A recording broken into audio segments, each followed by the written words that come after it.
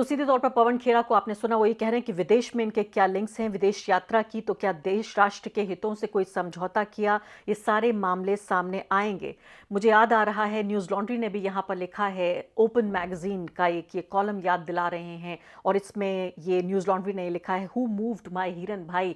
ये तमाम जो एंकर्स हैं वो परेशान हो रहे हैं कि अब क्या होगा, अब तो हमें पत्रकारिता करनी पड़ेगी, क्योंकि अब तक जो खबर देने का काम था वो हिरन जोशी करते थे। अब हिरन जोशी प्रधानमंत्री कार्यालय में नहीं है तो हमें तो खबर भी ढूंढनी पड़ेगी। आखिर हुआ तो हुआ क्या।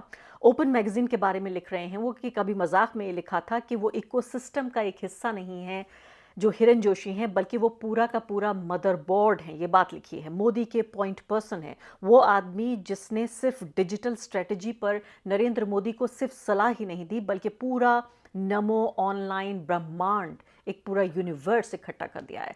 अब अगले मैं दो ट्वीट की तरफ आपका इशारा देना चाहती हूँ। उसमें ये ट्वीट आप ये देखिए, शीतल पी सिंह, जिनको आप कुछ ही सेकंड में अभी सुनेंगे इसी चैनल पर। शीतल पी सिंह से हम विस्तार से बातचीत करेंगे, लेकिन उससे पहले आप ये देखिए कि वो बता रहे हैं कि महादेव बेटिंग ऐप कांड है ये, पीएमओ से प्रसार भारती तक हड़कंप।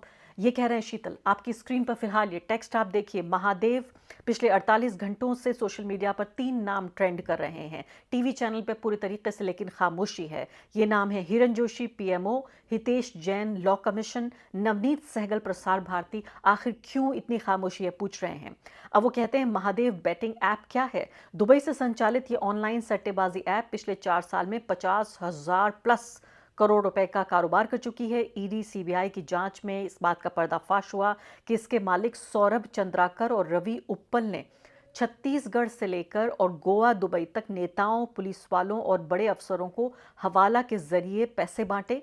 प्रमोशन के लिए बॉलीवुड सेलिब्रिटीज की शादियां तक स्पॉन्सर की। आप सोचिए, अंदाजा लगाइए इस बात का। और अब जांच की आंच दिल्ली तक पहुंच गई है। उसमें सबसे बड़ा नाम आया है पीएमओ के ओएसडी, जो जॉइंट सेक्रेटरी जिनकी रैंक है, यानी समझ लीजिए तकरीबन एक मंत्री के बराबर।